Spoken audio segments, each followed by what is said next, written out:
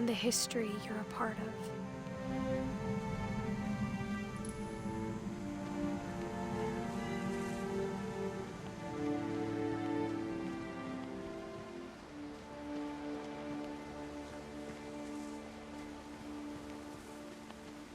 Though to be honest, I feel as lost as you probably do right now.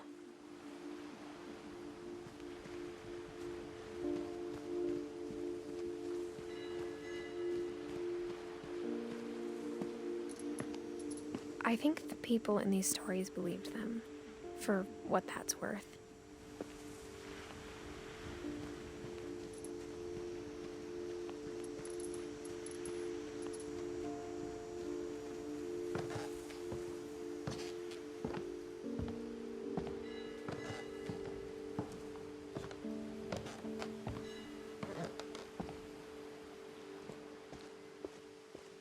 And when you look at the house, that history of imagination and stubbornness and madness, any of it seems possible.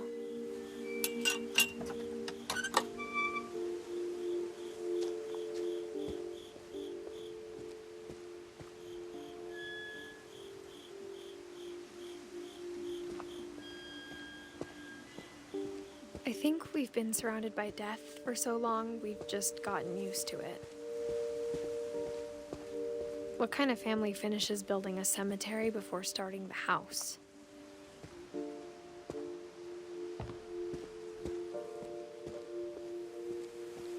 It's embarrassing for me to admit this, but the pet cemetery made me more uncomfortable than the human one. 3 of the gerbils were mine, and 2 had been my fault.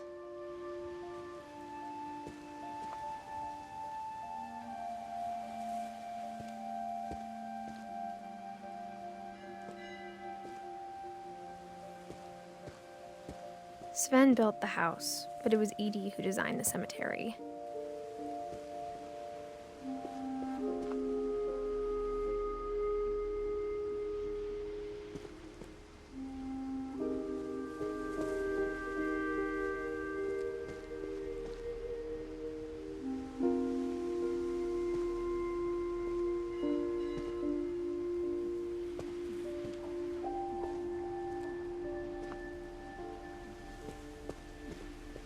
I'm sure Odin's monument had been Edie's idea. My mom was always trying to move on, but for Edie, the past never went away.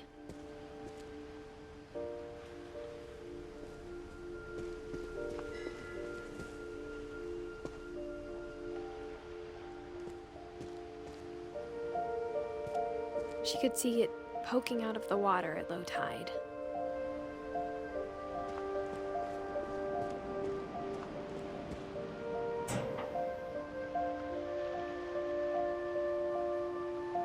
Edie said she dreamed about the old house every night.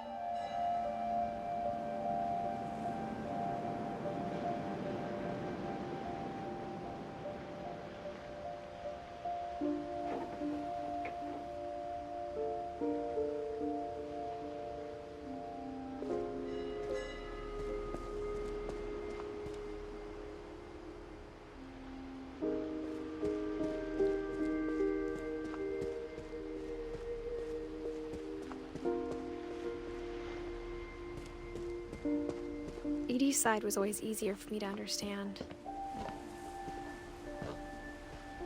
But the older I get, the more I can see where my mom was coming from. Her dad had been pretty strict, but it wasn't enough to save her brothers. She was just trying to do better.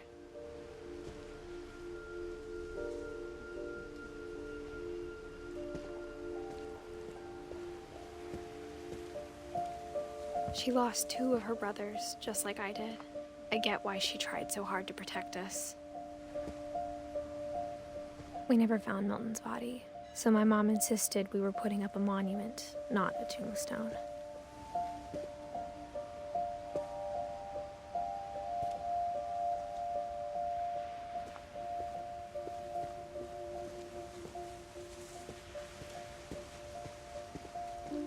There's so many things I wish I could ask my mom now.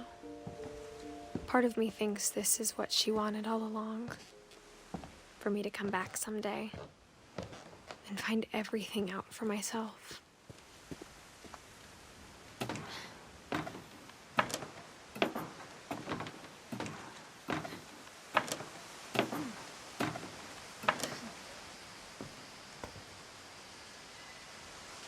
But looking back on it now,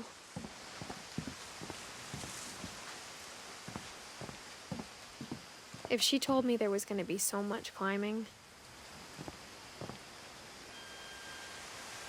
I never would have come when I was 22 weeks pregnant.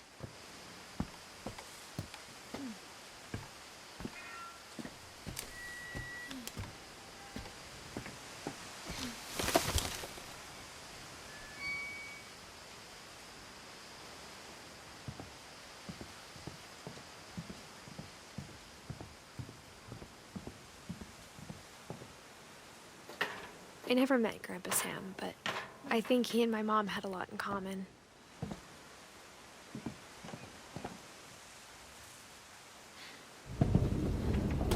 They were both pretty intense.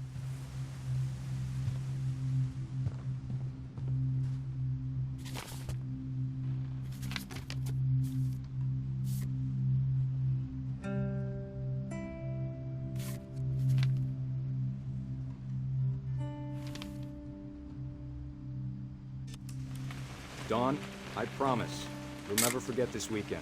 Yes, sir. These memories are gonna last a lifetime. Am I gonna have to shoot anything? It's a hunting trip, Dawn. Shooting is strongly encouraged. Perfect. It's gonna rain the whole weekend, isn't it?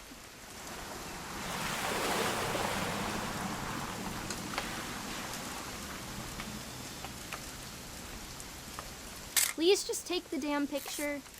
Hey, language. I will never forget this weekend, Dad. Okay, got it.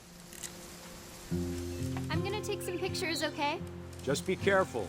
That camera's older than you are.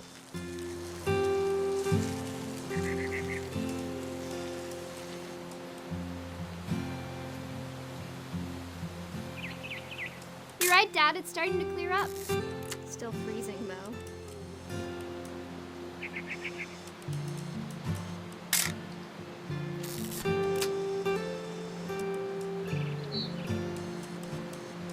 Definitely should not have drunk all that coffee. Hold still. Hey! That's a keeper. I'm just saying, I'm not always gonna be here, Dawn. You'll need to remember this stuff, if you want to survive. I'll be fine, Dad. You know who else thought he was gonna be fine? Some guy who died. Dawn, I'm being serious. I know, Dad. You're always serious. Doesn't being out here make you want to chill out? Well, to tell you the truth, I haven't been out here in 20 years.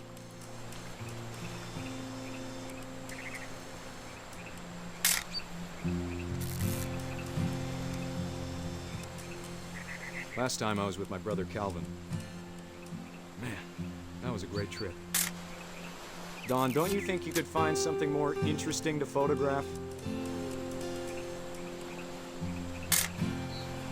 Your grandpa Sven taught us how to fish, how to build a fire. We found an old logging trail. There were deer everywhere.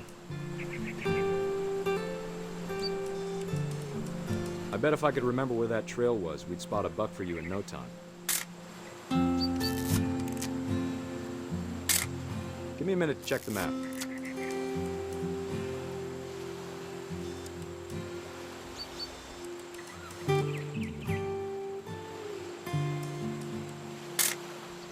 You don't need to waste any more film on me, kiddo.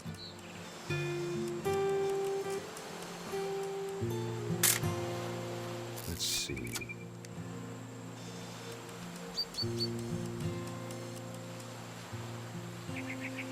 Maybe.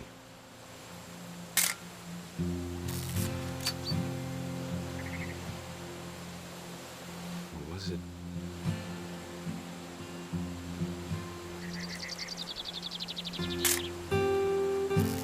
Could have been.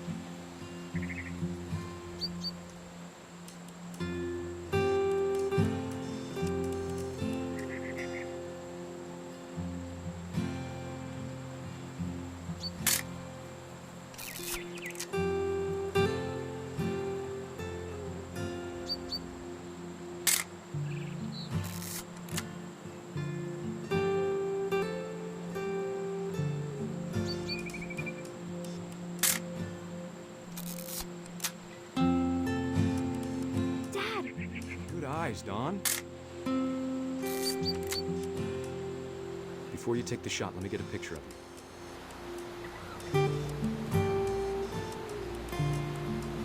Dad, I... Just breathe.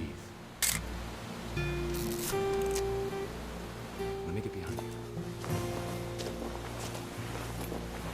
Do I have to do this? Dawn, you don't have to do anything. But if you want to survive, you'll need to be strong. Great shot, Dawn!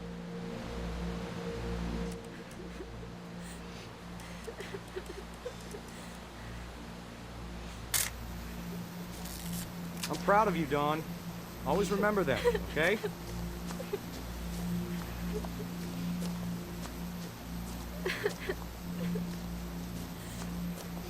Dad, it's twitching. I think That's it's totally normal, Dawn. Just focus on the camera. Try not to think about— Dad!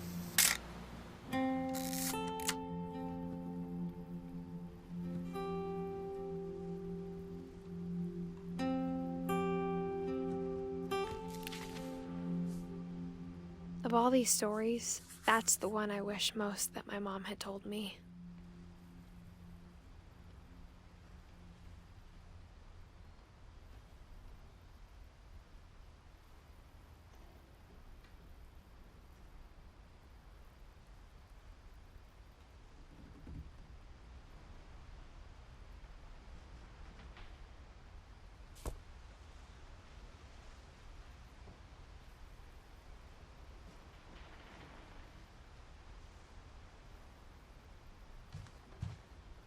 Sam spent his life shooting photos, but Mom said he got nervous being in front of the camera.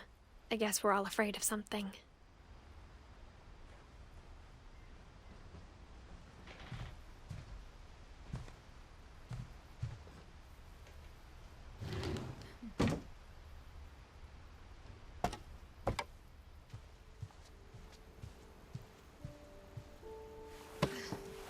After Sam died, my mom and Edie got really close. They'd both lost a lot.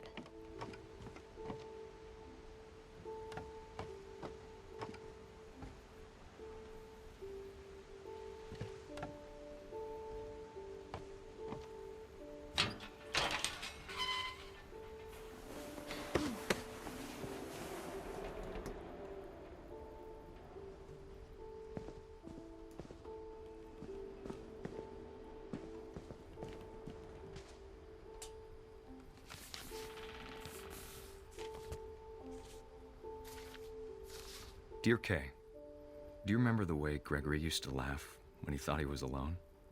Like something funny was happening, but only he could see it.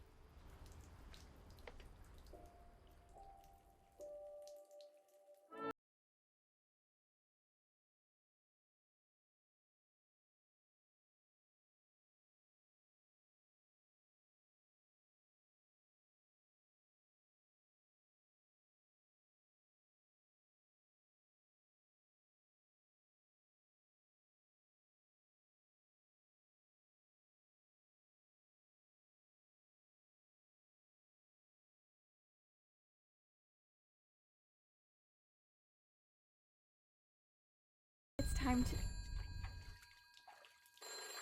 Hold on, sweetie. Hello? Sam, I told you I don't want to talk right now.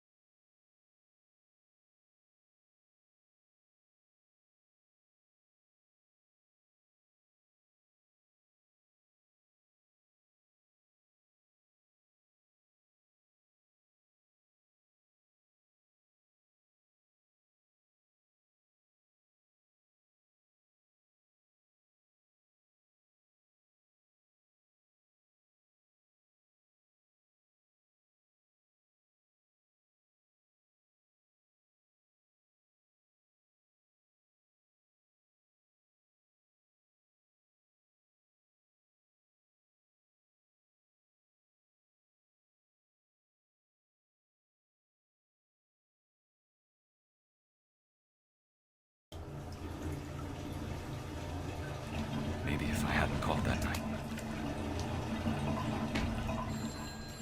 Damn it. Hold on, I don't want her to hear this.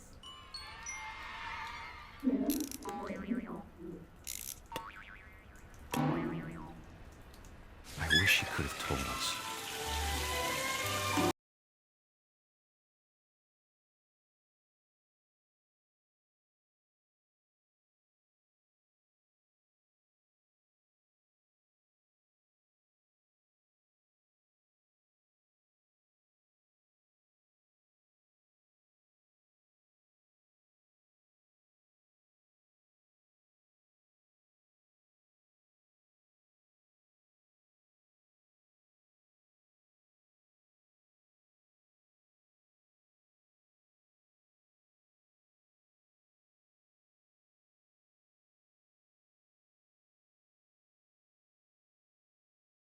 I'm sure he's happy.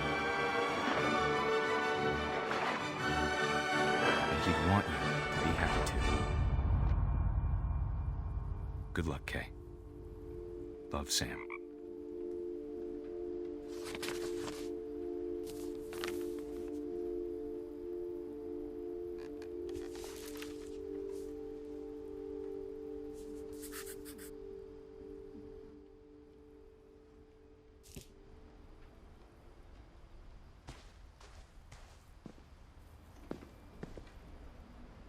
I can't imagine my mom ever writing poetry, and yet...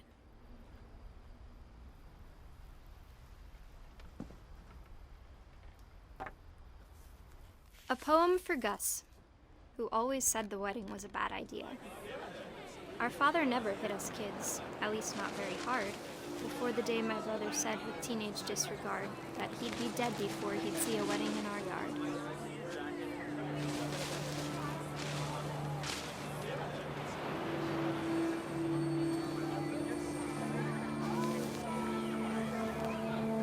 My father made him come, of course, but Gus stood far apart, just flew his kite and bottled up the storm inside his heart.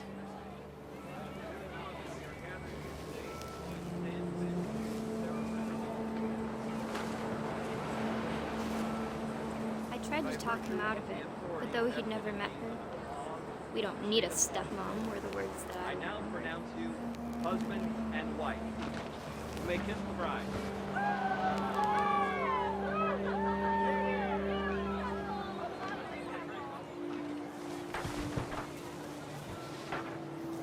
When the time for photos came, Dad ordered him to come here. But Gus declined, and as a sign held up his middle finger.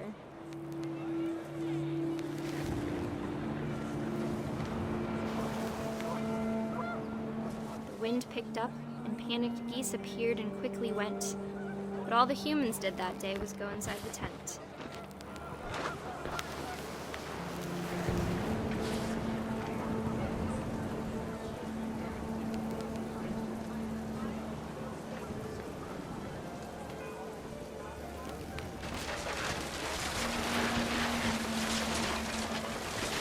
The rain came down in buckets then, but no one seemed afraid that nature might destroy the tent our dad had crudely made.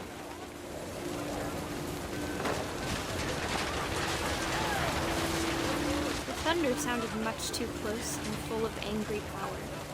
But all my father said to this was, "Make the music louder."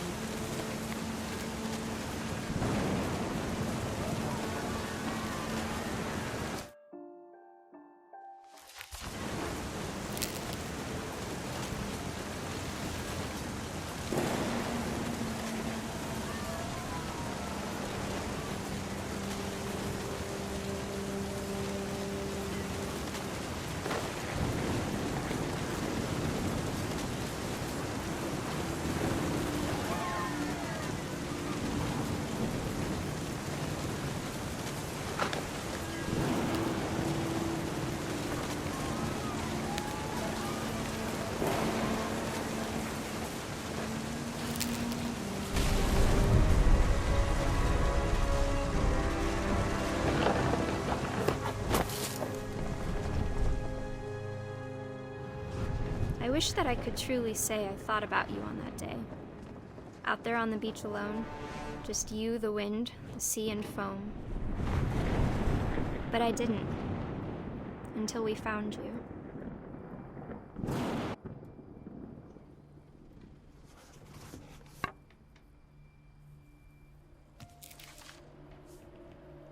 She never talked about him, but Mom told me once if I was a boy, they were going to name me Gus.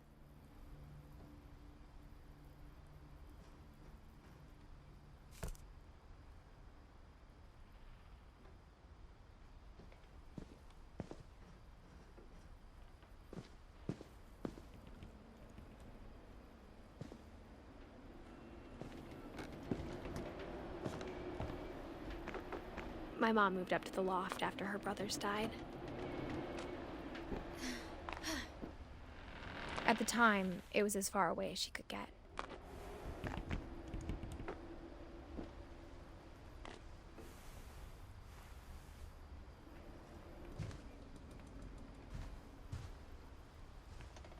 She spent a summer building houses in Calcutta, where she met my dad, Sanjay.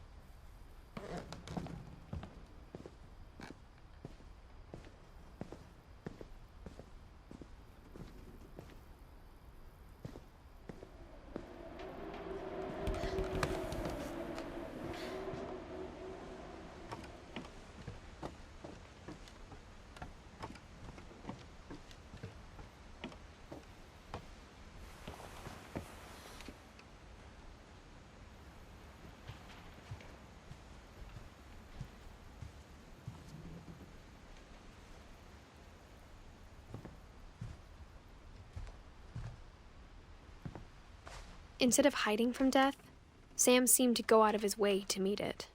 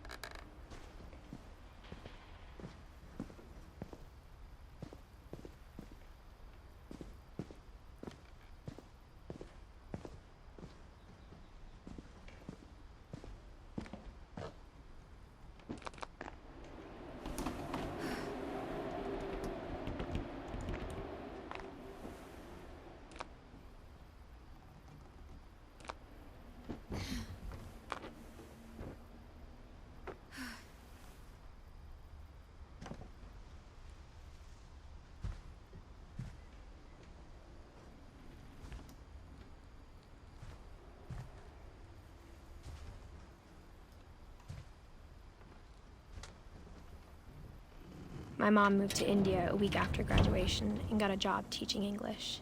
Lewis was born a year later.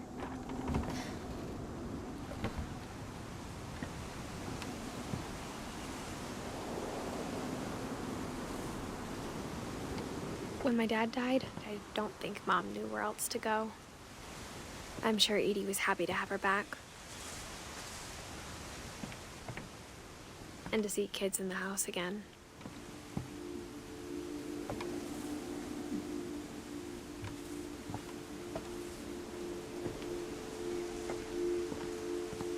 The house had to get a little bigger, but Edie was used to that.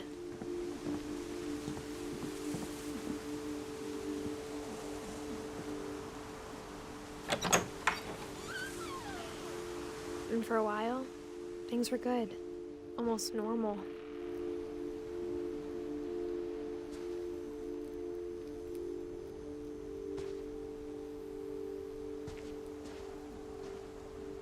But it didn't last.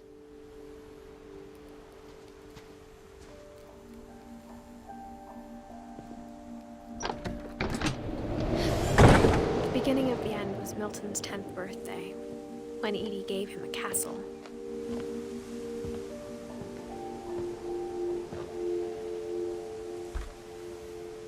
After Milton disappeared, the only thing he left behind was a room full of paintings.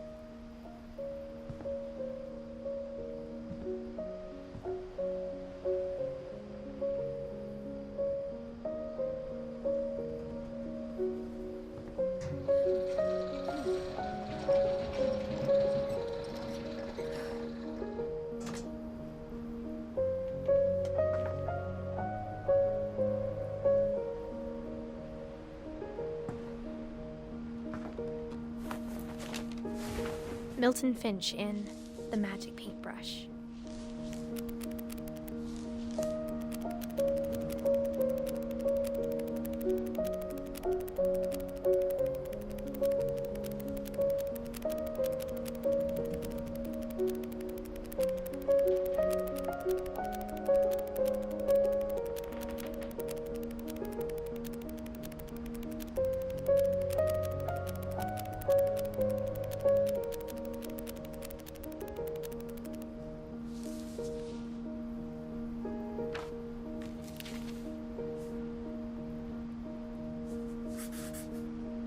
I was 4 when Milton disappeared.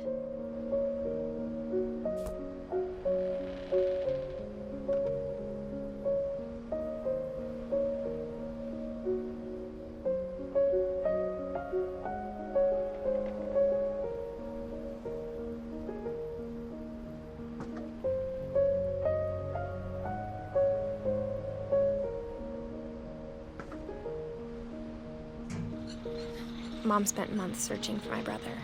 Then she sealed the doors.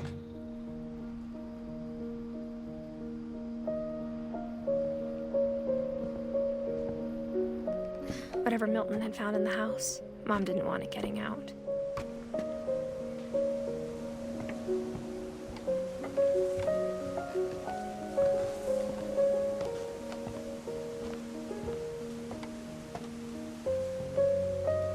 Mom definitely blamed Edie, but I think Lewis blamed himself. After he graduated, he just spent more and more time in his room, until Mom got him a job at the cannery.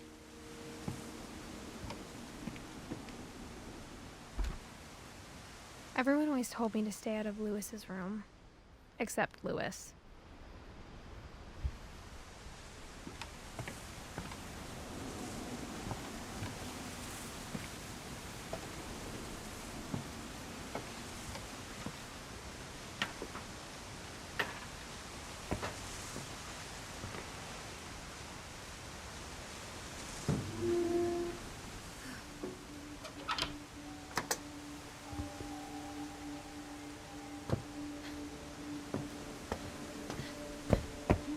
Lewis's room smelled very, very familiar. That part of him lived on.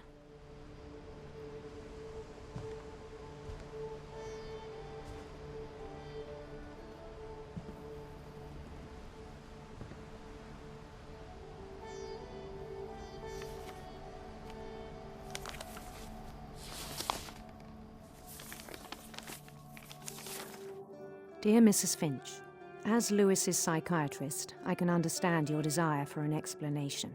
As I see it, the trouble began in January, shortly after we convinced your son to seek treatment for substance abuse. Newly sober, I believe Lewis first noticed the monotony of his daily life.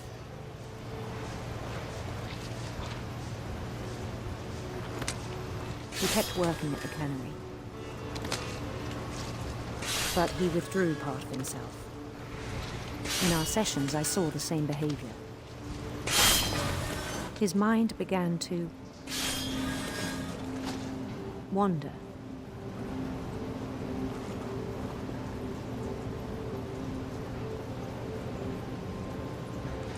I asked him to describe it. He said he started small, imagining a labyrinth. He'd feel his way about. Then something moved.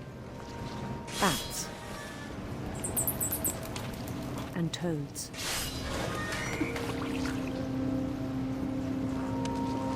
And things that have not names. He knew it was all in his head.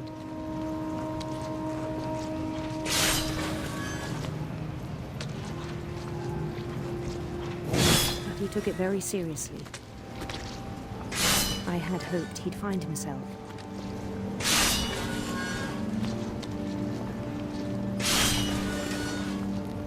But he found something more.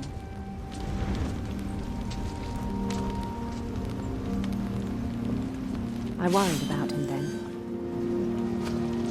Daydreaming at the cannery. I spoke with his boss. But he said Lewis had become a model employee. Methodical, tireless, focused. Like a whole new Lewis. So I let him go on.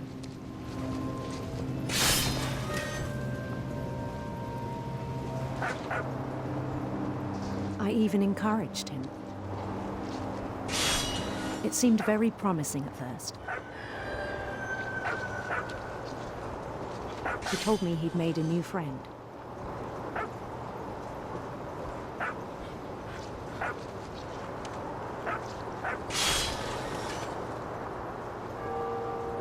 On the edge of a city he named Lewis Topia. He built the city up slowly, brick by brick. Then he made musicians.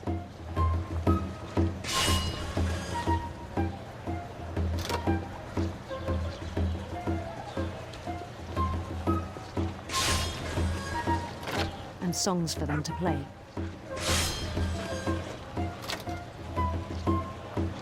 He talked about starting a band. And he was always humming something.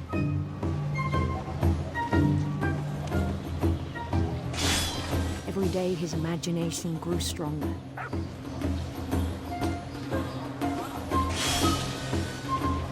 He no longer spoke at the cannery. But his chopping was as reliable as ever. Then one day it struck him that all the cheering crowds, even the stones under his feet, were all in his imagination, so he could do whatever he wished.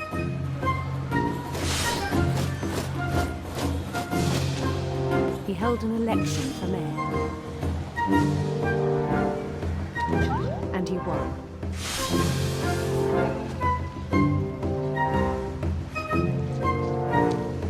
They begged him to stay, but his mind was already wandering. It became a game for him.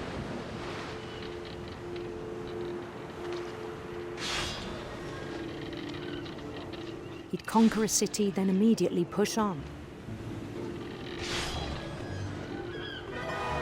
New Louisville.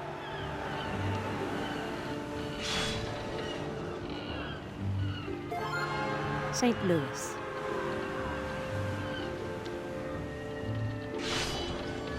He started drifting away from our reality.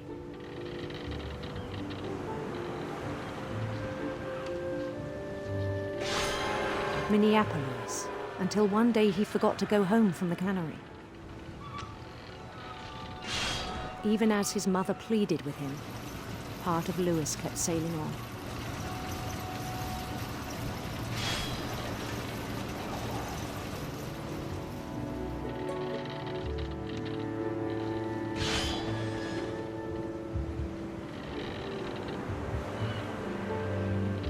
In Louisburg, he heard rumors of a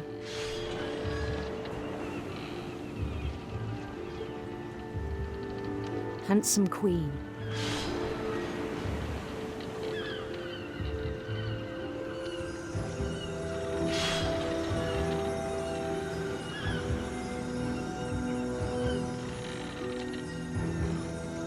The queen was on her own quest for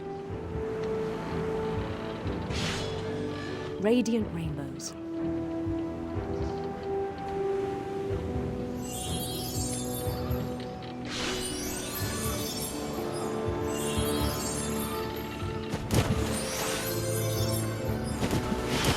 He followed the sound of her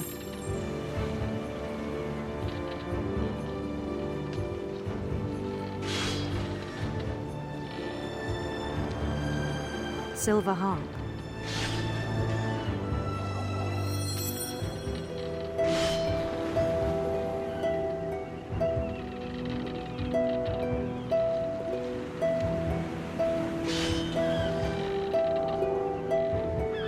His chase led him to a golden palace east of the sun and west of the moon.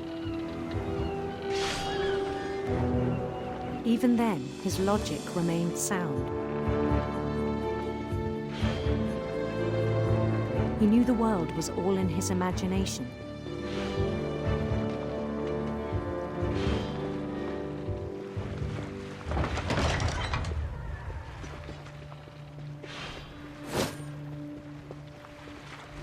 But he was so proud of having created it. In his own eyes, he'd become something greater than a king.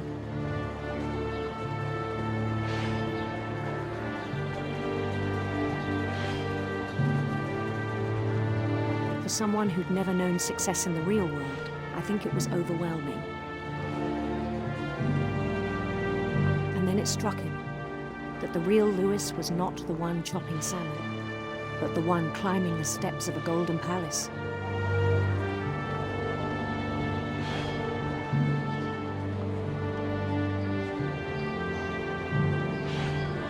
My imagination is as real as my body, he told me. It was hard to argue with him.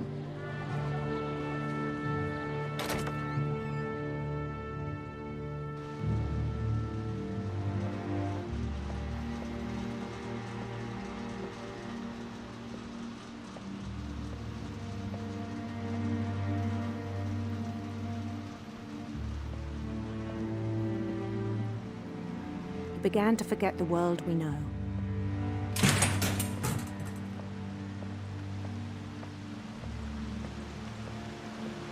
I think it pained him to remember Louis, the cannery worker.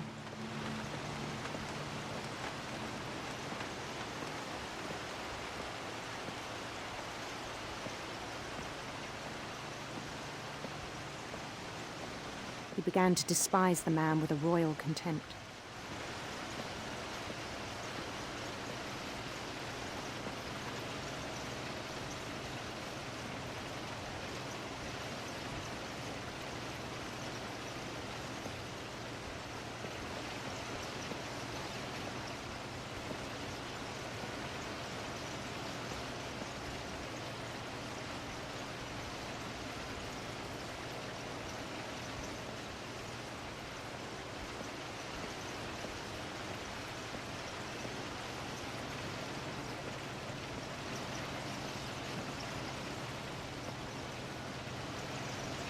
I still thought I could save him.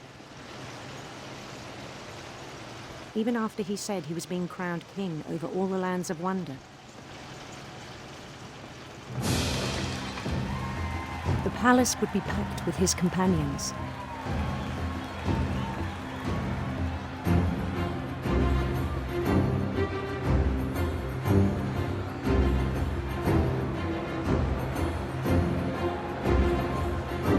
Including the wise Calico who'd insisted on advising him.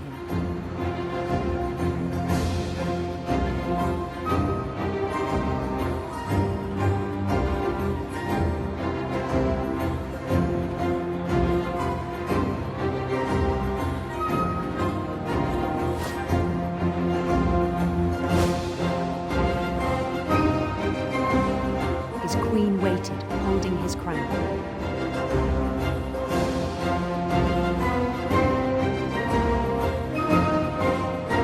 There was only one thing left to do.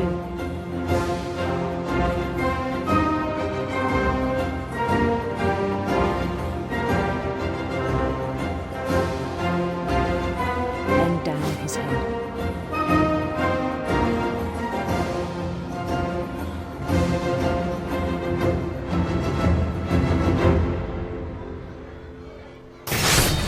The rest I think you know. Mrs. Finch, your son was a kind man who will be missed by all of us who knew him.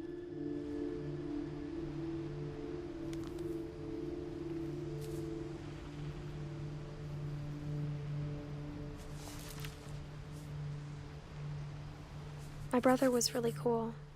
I wish you could have met him.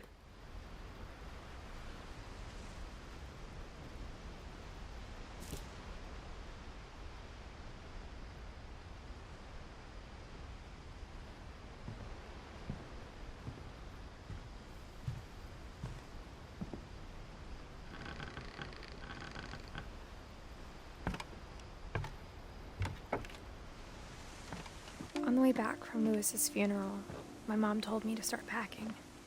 She waited until the day before we left to tell Edie. I'm not sure if she wanted to make it easier or harder.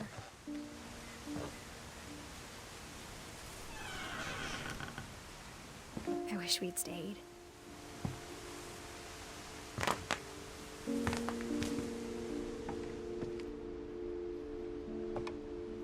But I understand why we left.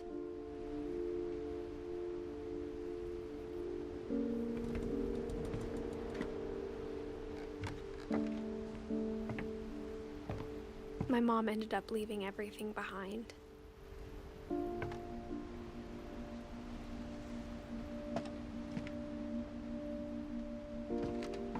What happened that night had been coming for a long time. Maybe it should have come sooner.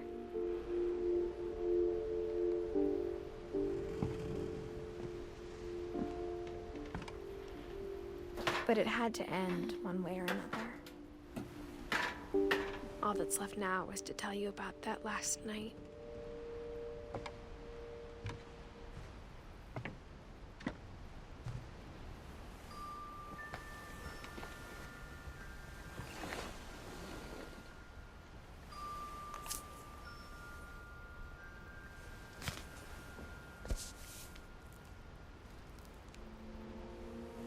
That whole last day, Edie just watched us pack and didn't say a word. Until supper, when she raised her glass and said, "To our final night together, and all our final nights apart." Grandma, you know what I said about alcohol. Some of your medications are very Edith, specific. I left a present for you in the hallway. Why don't you go open it? The grown-ups have to argue now. I'm sorry, you're right. We're all leaving tomorrow. Let's just enjoy our last... I'm not leaving. Edith, you're excused.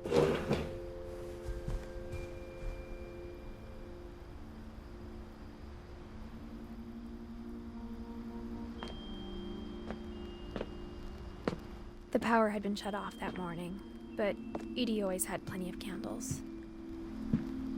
When my mom sealed the library, I don't think she knew about the other entrance. Or that Edie had a key to it.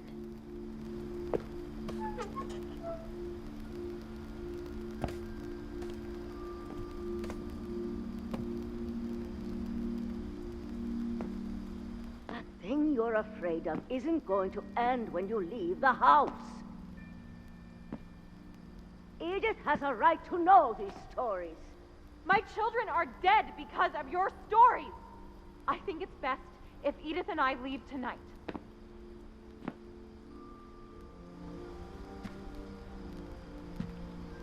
We'll have the nursing home send a van for you in the morning, okay?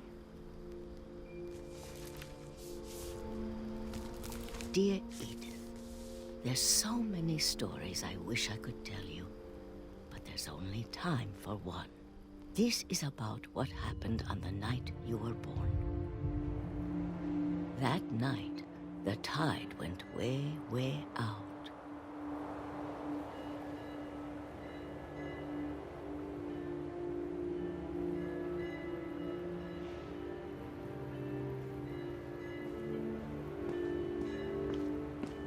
It was the first and last time I ever saw the old house aground.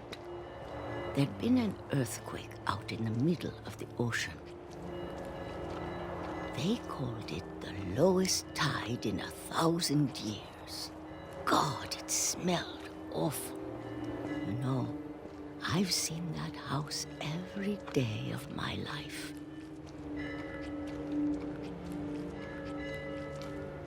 But I never thought I'd go back to it.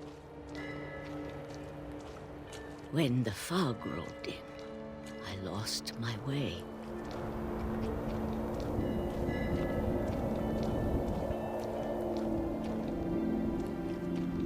I got turned around.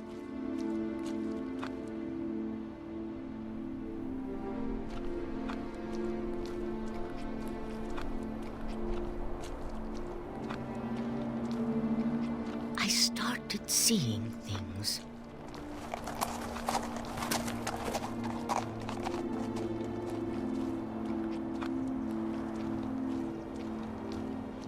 Things I'd forgotten had ever existed.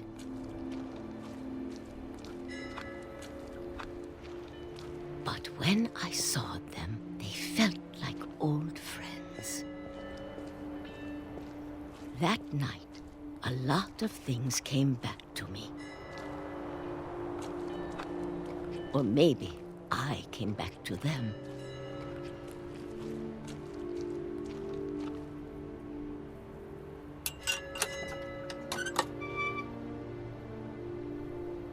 Things I can't explain, but that I need you to try and... Edith, what are you doing in here? It's mine. Edith! Mom, you're gonna rip it! Let go! I kicked and screamed, but Mom dragged me to the car.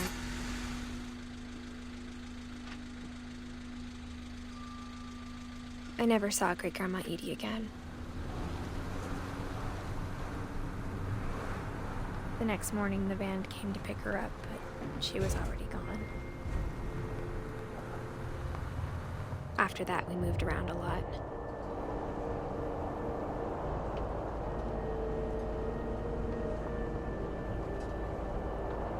We both tried to make the best of it.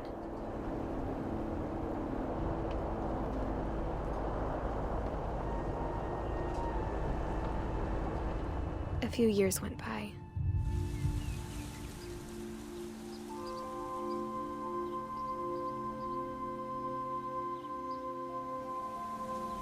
My mom didn't like to talk about it, but she started getting sick a lot.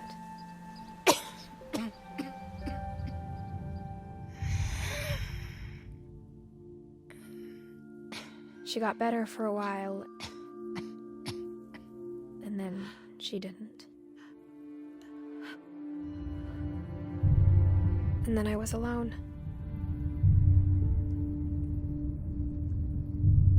The last Finch left alive.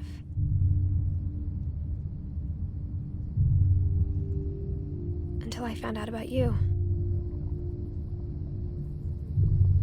I'm still not sure what to tell you about all this. If we lived forever, maybe we'd have time to understand things. But as it is, I think the best we can do is try to open our eyes. and appreciate how strange and brief all of this is.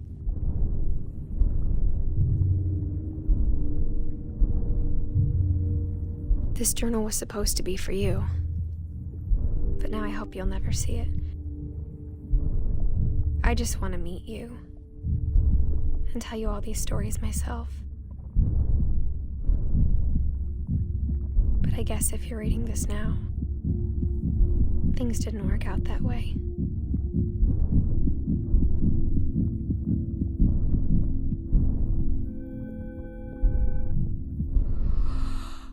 This is where your story begins. I'm sorry I won't be there to see it. It's a lot to ask, but I don't want you to be sad that I'm gone. I want you to be amazed that any of us ever had a chance to be here at all. Good luck.